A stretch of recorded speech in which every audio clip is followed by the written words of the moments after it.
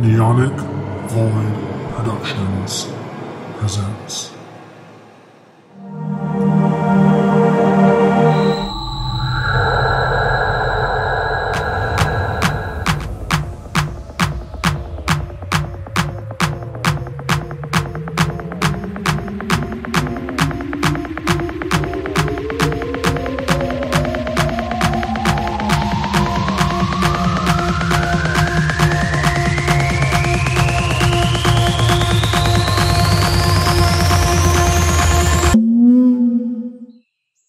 Hello, and ladies and gentlemen, welcome back to Voidonica, a D&D podcast. As you all know, my name is Devin. I am the DM, or ADM for this podcast, as well, the main one, as well as like sometimes a player. Well, I actually don't know if I've been a player so far in this podcast. Anyway, so this podcast has been kind of MIA for a year, and during said time, you may be asking, "Oh my God, where have you been?" Well, we've been recording for campaign 2 of Voidonica. Now, the reason why it's been put off for so long is, well, because my ass decided to be a little ambitious, and due to reasons and stuff, I've kind of changed the plan on how I want to present this game, this campaign for campaign 2.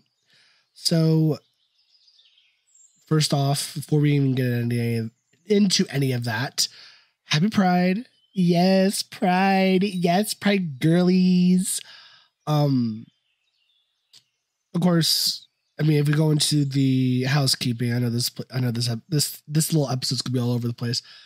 So in housekeeping, if you look in the description below, you will see a link to the link tree with all the podcasts from the Neonic Void Productions, as well as the YouTube channel if you want to go listen to us on there. Hi, how are you? Please subscribe. If you all follow us on Twitter, I'm not going to call it by that stupid ass name, X. We're on Twitter at, oh God, what is my at on Voidonica? It's at VOID. So it's at VOID ONICA on Twitter. So go follow us. Go follow us on Twitter. But yes, so we're gonna get right into today's episode of Voidonica. This is gonna be an introduction to campaign 2, kind of giving a little lore and what's happened since campaign 1. And again, we've been recording this since 2022, 23.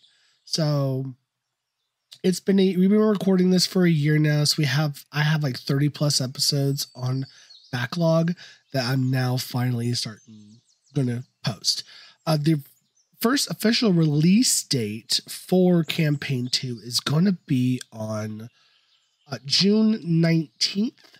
This episode is gonna be released, of course, on June 5th. So June 19th, 2 weeks after that, will be the first episode of Voidonica, and then from that point on, it'll be every other Wednesday like normal. So, getting into campaign 2. Campaign 2 takes place in a world called Aveitira.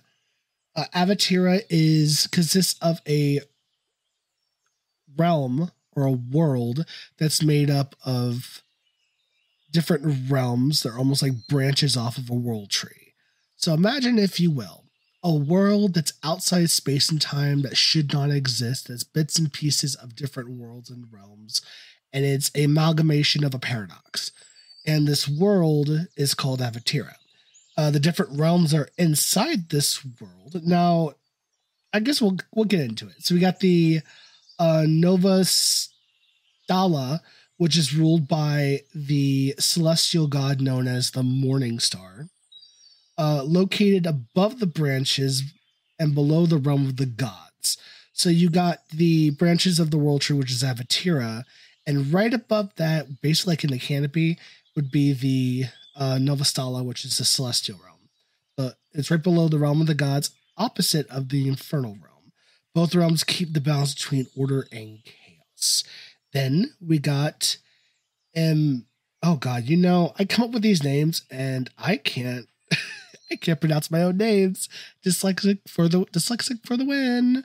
So you got Embrium. Oh my God. Imbrium, a realm of demons, imps, and elementals ruled by the seven princes of hell, or seven princes, opposite of the celestial realm. Both, and of course, they keep the basic concept of heaven and hell. The realms of angels and then demons, which is right below the roots. And then you got the realm of Starovia, the realm of magic. All magic comes from this realm. Home to magic users, Fae, and the Empyreans. Cut off, and it's also cut off from the rest of the tree. Why is it cut off from the rest of the tree? You will find out in the campaign 2. From there, we got Terran, which is the home of the mortals, where most of the story will take place. It's about 60% ocean, 40% land, in the form of islands in the sea and the sky.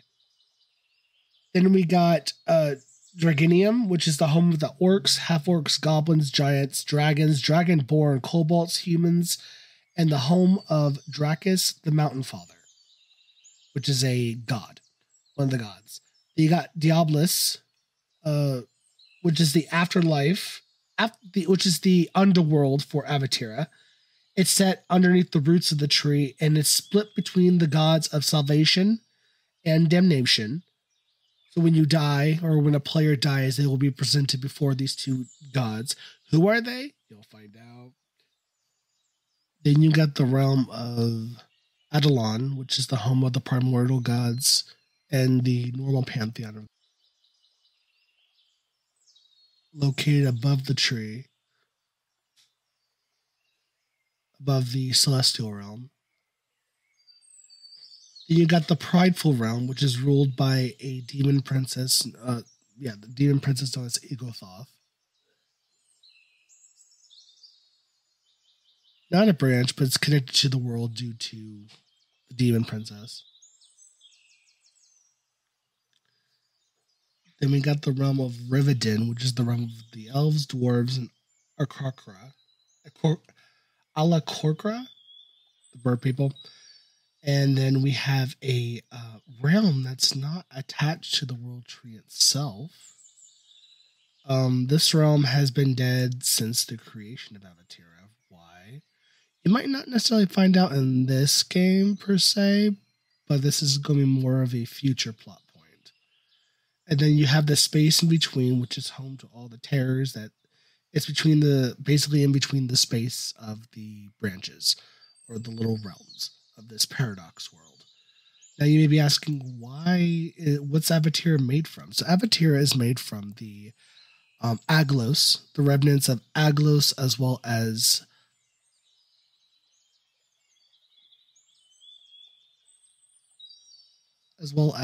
other parts of the broken worlds that formed Aglos in Game 1. And this is the direct continuation of Campaign 1.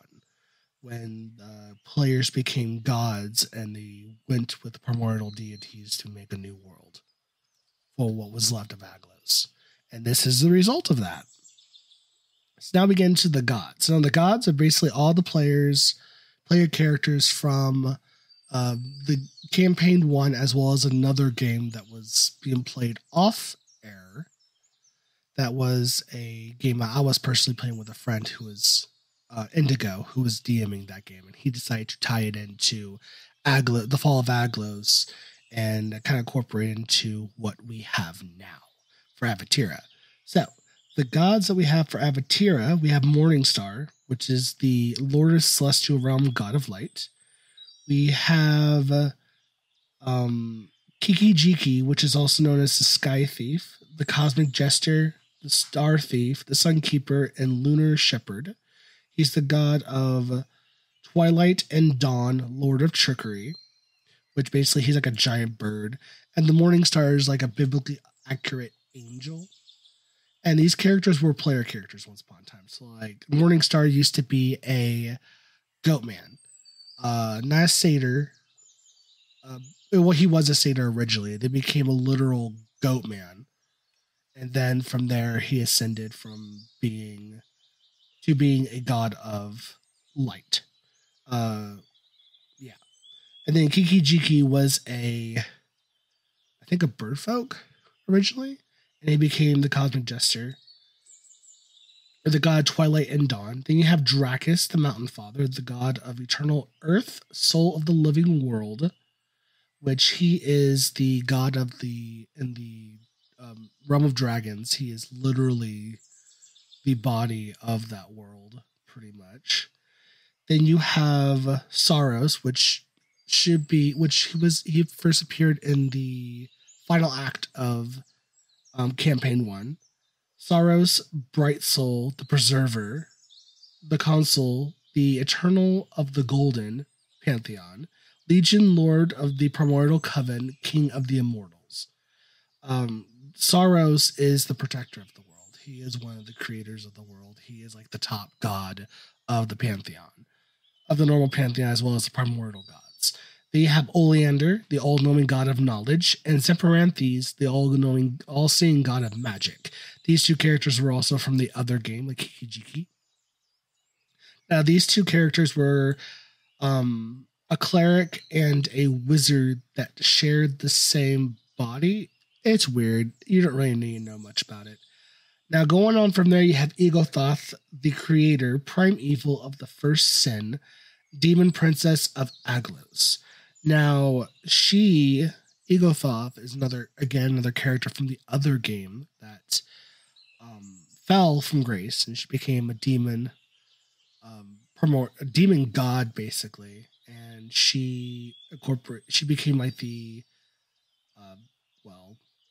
prime evil of Aveitira. Then we get into characters that were in this game. So you have Pepperjack, which you all know from campaign 1. He became the god of salvation. And then you have Lilith, the goddess of damnation. Those two control the underworld of Aveitira. And when a person dies, a player character or NPC, they're presented before the two as they look over their life. And they basically judge the person, and they decide, do they go to the realm of salvation or the realm of damnation? And they determine what world or what underworld they go to. Then we go into the primordial gods. Now, these are the primordial gods that popped up at the very towards the end of campaign 1. You have Sol, which is primordial goddess of death and darkness, the mother of monsters. Zia, the primordial god of reality and manipulation, king of the Fae and father of magic.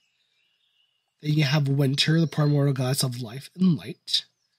Then you have the children of harmony and so you have also the gods of like discord and chaos, which so you got Sol, Zia, and Winter are the children of harmony and chaos, which those gods are known as Zax, the outer primordial god of chaos, Symphony, the outer primordial deity of harmony, and then you have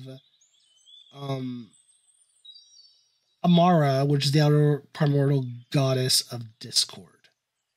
So the children of harmony and discord is, of course, Sol, Zia, and Winter. Then the children of harmony that's harmony and chaos, Sol, Zia, Winter. The children of harmony and discord is Alilith, which is the primordial god of space and effect, and Zira, which is the primordial goddess of time and cause. These two are twins, and they, of course, complement each other, cause and effect, space and time. And then you got a child of harmony, because harmony had a child by themselves, which is Aslan, the primordial deity of dreams and creation. And then you have another one that you will soon kind of learn about throughout the game, potentially later on, because I plan on having multiple campaigns in Aveitira. The last one's called And so that is pretty much it for the lore dump of Aveitira for campaign 2. Again, join us back on June 19th to listen to the first episode of campaign 2 of Voidonica in the world of Aveitira. Until then, thank you all for listening, and catch me and everyone else on the 19th. Until then, peace out.